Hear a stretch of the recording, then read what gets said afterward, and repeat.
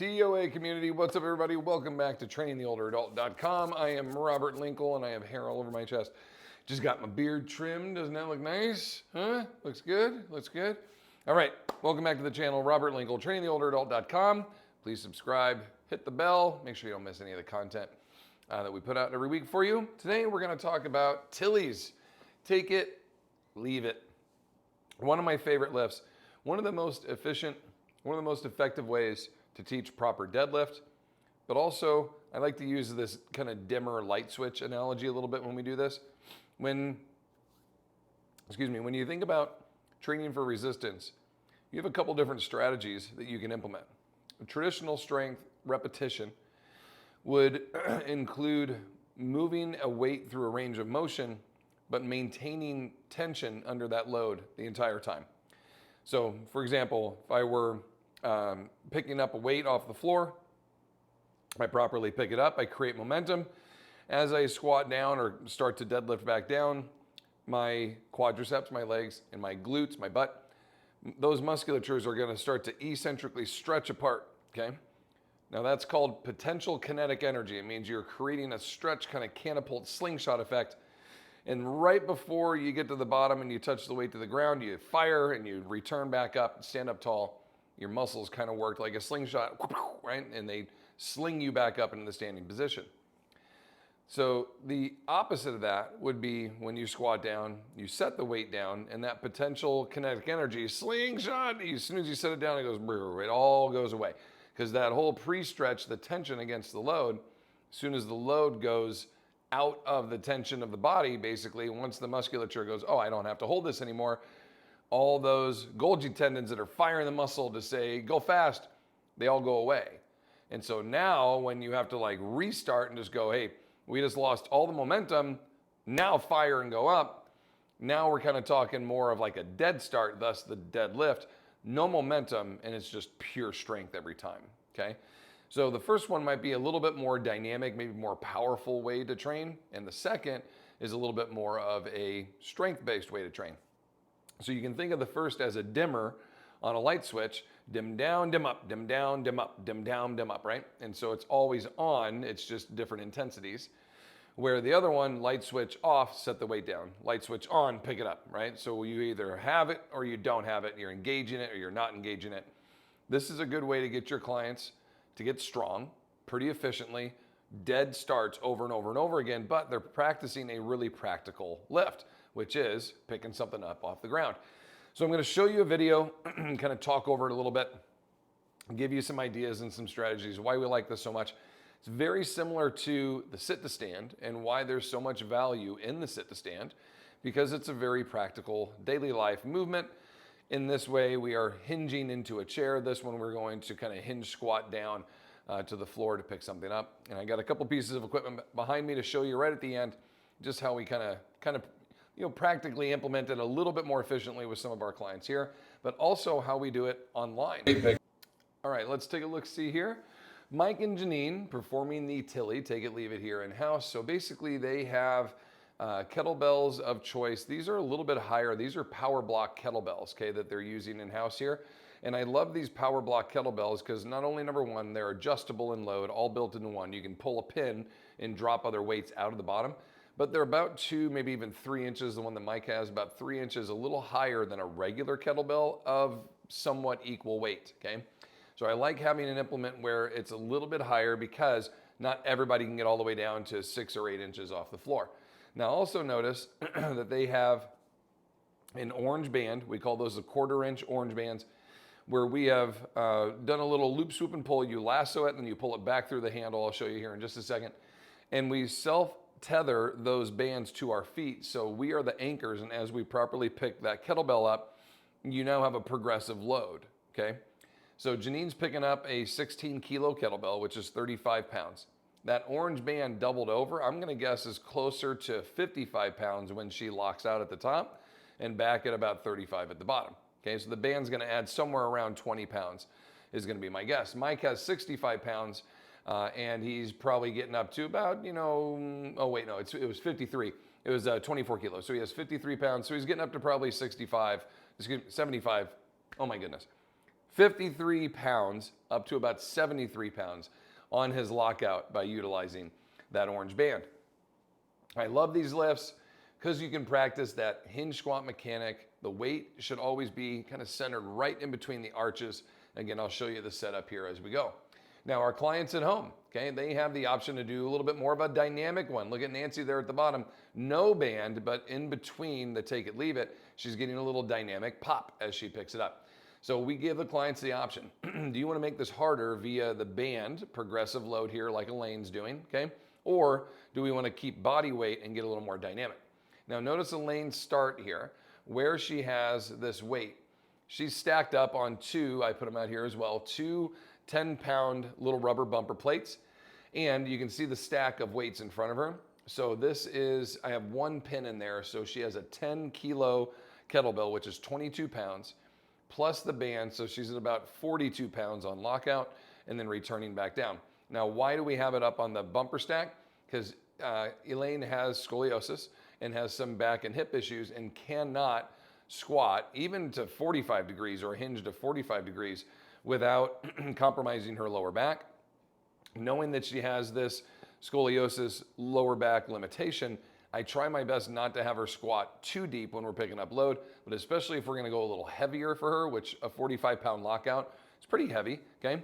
As she's properly picking that up, I'm gonna give her a higher starting point just by that 2 to 3 inches. Now at home, you see Jerry here, this is such a great setup because they bought this little plyo step. Okay, this is one of the steps where you can fold out the legs on the bottom and it makes a bench or a higher step up. And then the step itself goes up and it makes like an incline bench, okay? Power Systems, I think, is the one that originally designed this. It's got little anchors on it for bands to hook to them and such. Cool little setup, okay? So this gives Jerry about a 6, maybe even an 8-inch elevation in height. So they were able to pull a 12 and then a 16-kilo kettlebell, respectively, for Susan and then for Jerry, as they were performing this lift. I love this because look, he's like just below knee height, okay? Knee replacement, hip replacement, abdominal issues, all kinds of stuff he's had surgeries on and cancers and such, lower back limitations, shoulder impingement. Susan's got a pending hip replacement coming up. She's had a couple of different surgeries too. Look how good she's pulling this weight off the floor. 26 pounds like that, just over and over and over again. We did 9, 12, 12, 15. I mean, they had a lot of volume, okay? We had a lot of volume we put through them today. And this was just the first little quarter of the workout. I mean, this was really solid work, okay? So let me give you a quick little tutorial here on how we like to do these. So this power block kettlebell, and again, remember, I have no affiliation, no financial connection, anything like that to any of this equipment. But the reason I like this again so much, the height here for a 12-kilo kettlebell, just so you can get a reference, here's a regular 12-kilo, okay, and this guy. So I'm about an inch, okay, about an inch higher. But if you go to an 8-kilo, that's going to go down a little bit. When you go to a 6-kilo or a 4-kilo, they're only getting smaller. You see them up here, right? So I can get 4 different kettlebells in one and have the same pulling height every time, which is fantastic. Little magnetic pin pulls that guy out, and there's your weight stack. Okay, so that's 16 kilos, the whole thing. All by itself, that's 8. If I just leave it, and I put that guy back in, there's 10 kilos. Look at the magnet, how it just pulls it. Look. See how it just snaps in there? Okay, so it gets it exactly where I want it. Okay, locks it in there. These used to be garbage. Whoever designed them or had them in the beginning, they were terrible. They were like plastic. They rattled around. Power Block, I think, bought them from someone else. Don't quote me on that. I don't know the exact history of it. But they laser cut them now. They're magnetic. I mean, they're really, really done well. This is a great product, especially in a small footprint environment like this. I don't want racks of kettlebells in here taking up space. I want a couple that can do one thing. Even when we travel, we just grab one of these and put it in the car. And we've got 4 different loads that we can adjust, okay? All right, so there's my plug. So now, how to perform with the band. Lasso the kettlebell, just like we did here, okay? Just lasso the kettlebell. Take the band on the far end, back through the handle, and line it up with the orange band on this side. Now, if you pick it up, you should have just a little triangle, okay?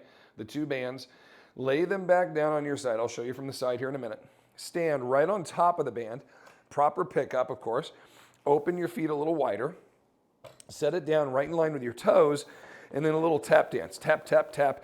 As I move forward, that eats up all the slack of any extra band and gets everything kind of taut, okay?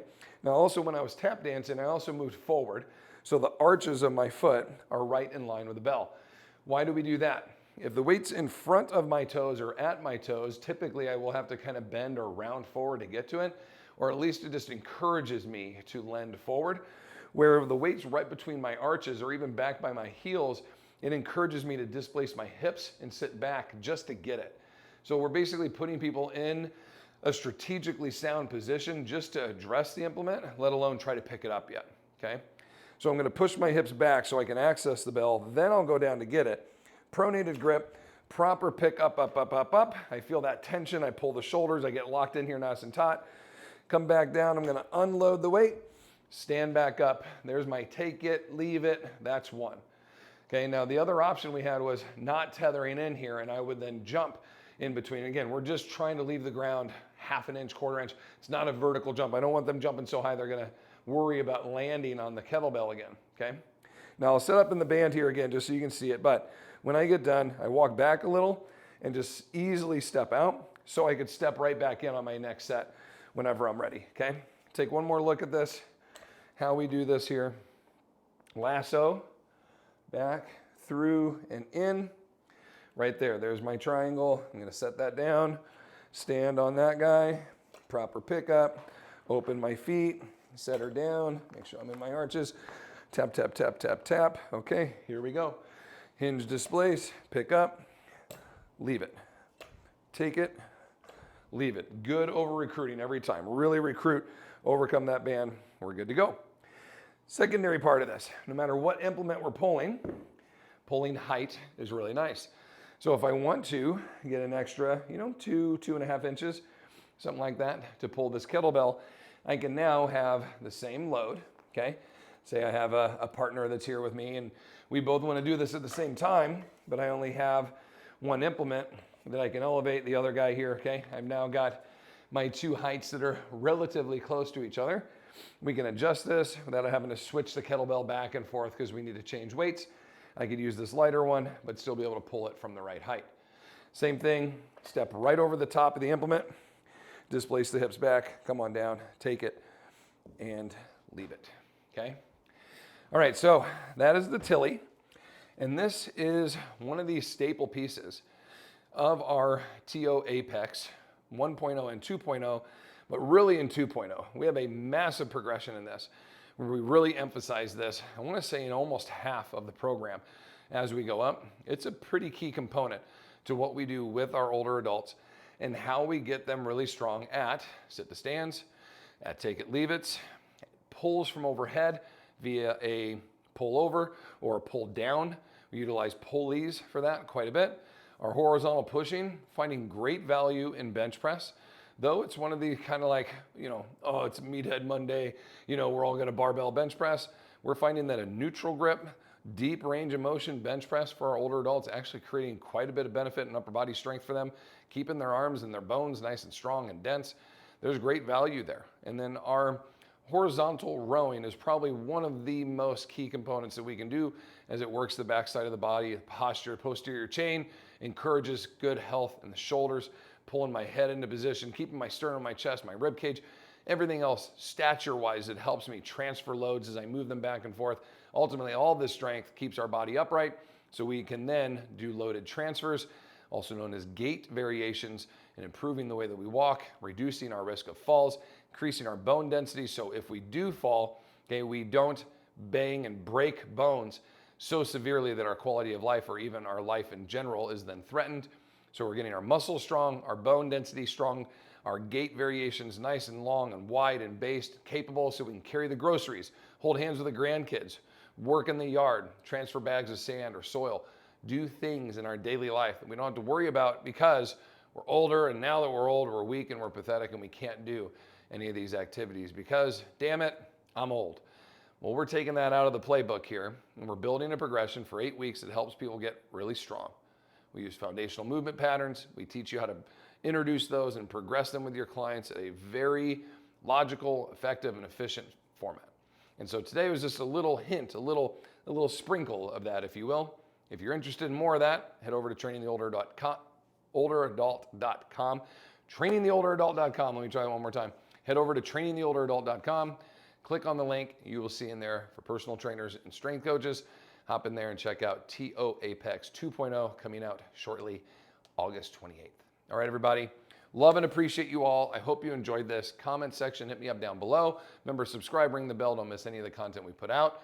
And until next time, please continue to fight your good fight against sarcopenia. Much love. Take care.